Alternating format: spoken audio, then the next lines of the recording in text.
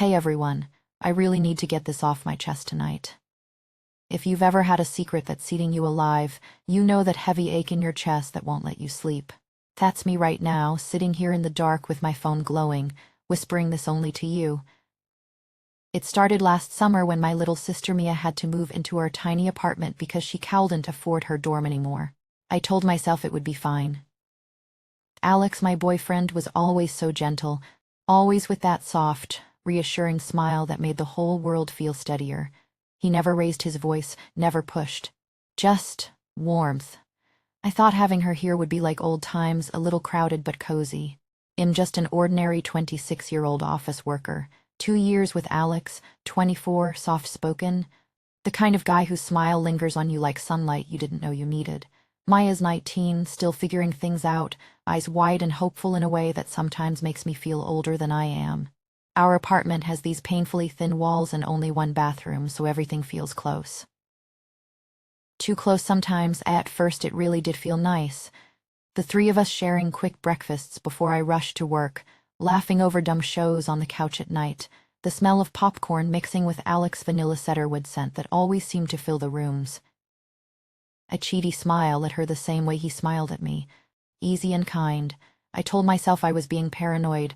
Sisters and boyfriends can get along, right? But then the little things started slipping in, like whispers you almost miss. It started with the scent. That familiar vanilla cedarwood body wash. The one Alex uses every morning, the one that clings to his skin and makes me lean in closer when he hugs me.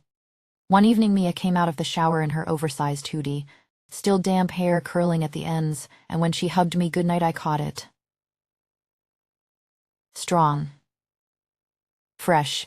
On her, my heart did this strange little skip, like missing a step on stairs I thought I knew. I pulled back, searching her face, but she just smiled sleepily and said goodnight. I stood there in the hallway, the smell wrapping around me like a secret I wasn't supposed to know. Later that same evening, while I was at the sink washing dishes, warm water running over my hands, I heard his voice from the living room. Low, gentle, the kind that used to be only for me. You look tired tonight. Let me massage your shoulders. The soft sound of his hands moving, the faint shift of fabric, her quiet little sigh of relief. Skin prickled all over, even though the water was hot. Inside my head the thought stumbled fast. It's just a massage. She has always been caring like that. Why does this feel wrong? Why is my stomach twisting like this? I dried my hands slowly, trying to breathe normal, but the air felt thicker. Their voices stayed soft, almost muffled by the thin wall between us, and every gentle word he murmured made something inside me pull tight. Heat rising in my cheeks, shame mixing with something sharper I didn't want to name. He was my boyfriend, gentle with everyone, right? That's what I loved about him. Yet standing there, hands still damp, I couldn't stop listening.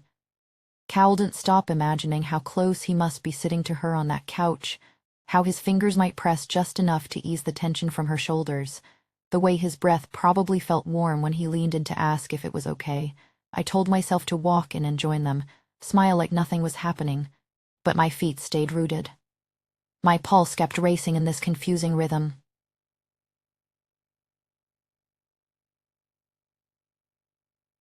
Part fear, part something heavier that made my breath catch, and then I heard him say her name softer than before. The words hung there, pulling me forward even as every part of me wanted to step back. Every night after that, the air in our apartment grew heavier, like it was holding its breath right along with me. Staring at the ceiling cracks that suddenly looked like fault lines in my life, while small moments stacked up like quiet accusations. His eyes would linger a second too long when Mia padded through the living room in those tiny sleep shorts, her legs still sunken from weekend walks. I'd catch the way his gaze softened, tracing the curve without touching, and my stomach would twist into something sharp and unfamiliar. Then there were the laughs. Her jokes weren't even that funny, just silly little stories about her day, but he'd lean in with that low, warm chuckle that used to wrap around only me like a private blanket. "You're too much," he'd murmur, voice velvet soft, and she'd beam back at him, cheeks flushing in the lamplight. I'd force a smile from the kitchen, pretending to scroll my phone, but inside my thoughts spun wild. He's just being nice. That's his nature. Yet why did that same gentle curve of his lips feel like it was slipping away from me, inch by inch? One morning the faint sound of her giggling drifted through the thin wall, light and breathless, followed by his whisper, barely there, "Shh, be quiet, your sister is sleeping." My chest tightened so fast I forgot how to exhale. I lay frozen under the covers, heart hammering against my ribs, replaying those words over and over until they burned. He wouldn't. Would he? He's mine. But that smile he gives her now, the one that lights his eyes from within, used to be reserved for stolen mornings when it was just us. Now it felt shared, stolen, and the worst part? Some traitor part of me ached at the tenderness in his tone, craving to be the one hushed so gently. The apartment felt smaller every single day, walls pressing in like they knew my secrets. Movie nights on our one worn couch became tortured rest as normal. Alex would settle between us, his body heat radiating through his thin t-shirt, arm casually draped along the backrest so his fingers sometimes brushed her shoulder when she shifted. The contact was accidental, barely there, yet it sent electricity humming under my skin. I'd stare at the screen without seeing, hyper-aware of how close his hand hovered to her bare arm, how her breathing seemed to sync with his in the dim glow. Once, when she spilled juice down her shirt during dinner, the dark stains spreading fast, he stood up without hesitation. "It's okay. I've got you," he said in that soothing voice, guiding her toward the bathroom. The door clicked shut behind them, soft but final. I stood outside in the hallway, fingers gripping the handle until my knuckles went white, pulse roaring in my ears. It's innocent. He's just helping with the mess. Stop being jealous, you're being ridiculous. But my mind kept painting pictures I couldn't erase. His hands steady on the fabric, voice low as he reassured her, the small space trapping their warmth together. Heat flooded my face, shame and something hotter twisting low in my belly. I pressed my forehead to the cool wood, whispering to myself to walk away, yet my feet wouldn't move. I started obsessing over every tiny detail, like a fever I couldn't shake. At night, I'd press my ear to the wall, breath shallow, listening to their soft conversations drifting through. His voice was always so tender with her, wrapping around words like they were fragile. It terrified me how much that sound pulled at something deep inside, turning fear into this confusing rush of heat that made my skin prickle. What kind of person gets this worked up imagining her boyfriend being gentle with her own sister? The thought made me feel disgusting, exposed, like I'd stumbled into a mirror I didn't want to look at. I should confront him, lay it all out in the light of day and watch his soft eyes widen in surprise. But what if I'm wrong? What if it's all in my head, innocent caring that I'm poisoning with my insecurity, and I ruin the trust we've built? The questions looped endlessly, leaving me trembling under the sheets, torn between the need to protect what's mine and this darker hunger to know more, to lean closer into the almost moments that left me breathless. God. The way his whispers carried through the dark. It shouldn't stir me like this. It shouldn't feel like gravity pulling me toward the edge of something I might not survive. Yet I couldn't stop. Each night, the internal war raged louder. I need to stop this before it breaks us, clashing against the quiet whisper of, but what if I don't want it to stop? My hands would clench the pillow, body aching with unnamed tension, while their muffled voices wove through the walls like a secret I was both guarding and betraying. And just when I thought I could breathe again, I heard him murmur something through the wall that made my entire world tilt. A name, hers, laced with that same careful warmth he once saved only for late nights when it was just us angled close. Mia stumbled through the door, clothes plastered to her skin, mascara streaking down her cheeks in dark rivers. She looked so small, shivering, broken in a way that twisted something sharp behind my ribs. Alex was there before I could even move, pulling her straight into his chest without a word to me. His arms wrapped around her soaked frame, one hand stroking slow circles through her wet hair. "Sister, let me be gentle with you tonight," he murmured, voice low and warm like melted honey. The words hung in the damp air between us. My feet carried me backward instead of forward, slipping into our bedroom, leaving the door cracked just enough to see. I pressed my back to the wall, heart slamming so hard I tasted metal. He guided her to the couch, towel in hand now, dabbing at her tears with a tenderness that should have been mine alone. Then his fingers caught the hem of her clinging shirt, lifting it inch by inch to warm her up, he said softly. The fabric peeled away from her damp skin, revealing nothing I could name but everything I felt in the sudden ache low in my stomach. His palm hovered, not quite touching, heat radiating between them. Breath hitched shaky and small. I forgot how to breathe. The first real line had splintered, and I couldn't tear my eyes away even as shame burned hot up my neck. That night I lay rigid in our bed, pretending sleep while every nerve screamed awake. The floor creaked faintly as he rose. I kept my eyes closed, lashes damp with unshed tears, but my ears strained toward her room. The door to hers clicked shut with a softness that felt louder than any shout. Fabric rustled like a confession, followed by her quiet gasp, then his voice threading through the dark. Just relax. I'll be so gentle with you. The words wrapped around her like a promise, soothing, patient. A dark, unwelcome heat bloomed through my chest, spreading downward until my thighs pressed together on their own. Hours slid by in that frozen moment.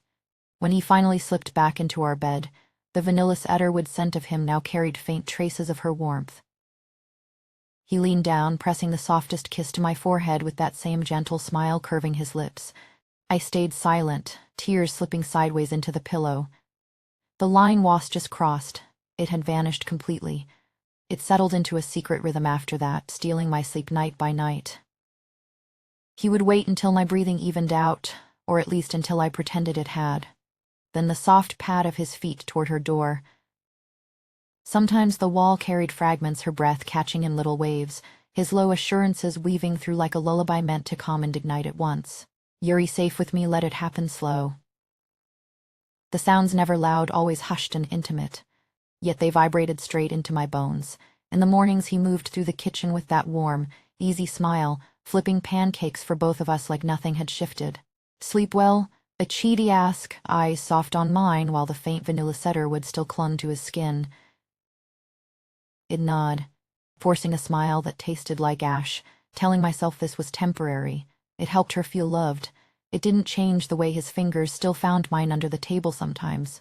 But every night, the mix clawed deeper, sharp jealousy twisting with a forbidden spark that left me trembling under the sheets. A slow R&B song they played low in her room became my undoing. The deep bass pulsed through the thin wall, sissening with my pulse until my stomach dropped like I was falling. I'd lie there, fists clenched around the blanket, mind splitting in two. This is wrong. Chess, my sister. A chess mine. Yet the pull to listen closer, to imagine the careful way his hands must be moving, the heat building in that small space, it left me breathless, skin prickling with an ache I refused to name. What kind of love lets this bloom in the cracks? I whispered the question to the dark, but the dark only answered with another soft gasp drifting through. The doubt crept in heavier each time, wrapping cold fingers around my throat even as the heat lingered. Was I losing him inch by inch, or was I the one changing, craving the edges of this secret we all pretended was there? His smile in daylight stayed so soft, so steady, but at night it belonged to the almost sounds that haunted me. I told myself again and again it couldn't last, that the gravity pulling us all closer would eventually break. Still, when the bass started thrumming once more through the wall, my body betrayed me with a fresh wave of trembling anticipation I couldn't push down. And then, last night, the song faded into something even quieter, his voice carrying her name again, but this time laced with a new edge of surrender that made the air in my lungs turn to fire. I started touching myself while listening, hating myself for it. My fingers moved slow, almost against my will, chasing the echo of his whisper through the wall. I'm losing my mind. A chess supposed to be mine, yet I'm letting this happen. What does that make me? A terrible sister? A pathetic girlfriend? But the way he whispers to her, I want that tenderness too. No, I want to stop this before it destroys us all.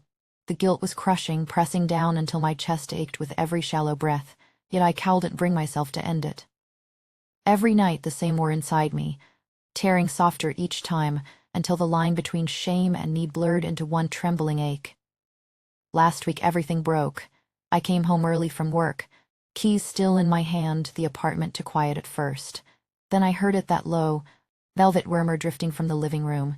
I stepped closer without thinking, heart hammering so loud I was sure they'd hear. There they were on the couch.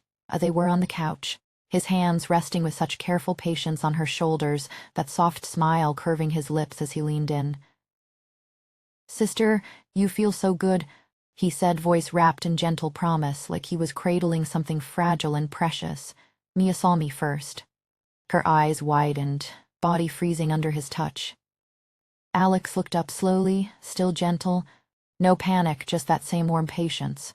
Baby, it's not what you think.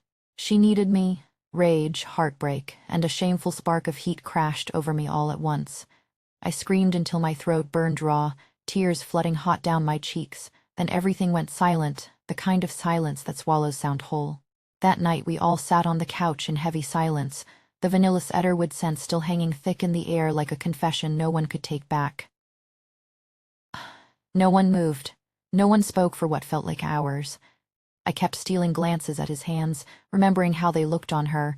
Part of me wants to leave, pack a bag and walk out into the night without looking back. Part of me is addicted to the twisted intimacy we've created, this fragile web of stolen whispers and shared breaths that binds us tighter than any normal love ever could. Alex keeps smiling softly, touching my cheek with those same careful fingers, saying he loves us both in that quiet, steady way that makes resistance feel impossible. Mia won't look me in the eye, but hasn't moved out either, her door left just a crack open some nights like an invitation I'm terrified to accept. So tell me honestly, if you were me, would you stay and try to make this work, or would you walk away and never look back? Drop your thoughts in the comments. I read every single one. Next time I'll tell you what happened when I finally joined them, or maybe when I tried to end it. Subscribe so you don't miss it. Good night, everyone. The ache lingers even now, warm and heavy in my chest, whispering that some hungers only grow sweeter in the dark.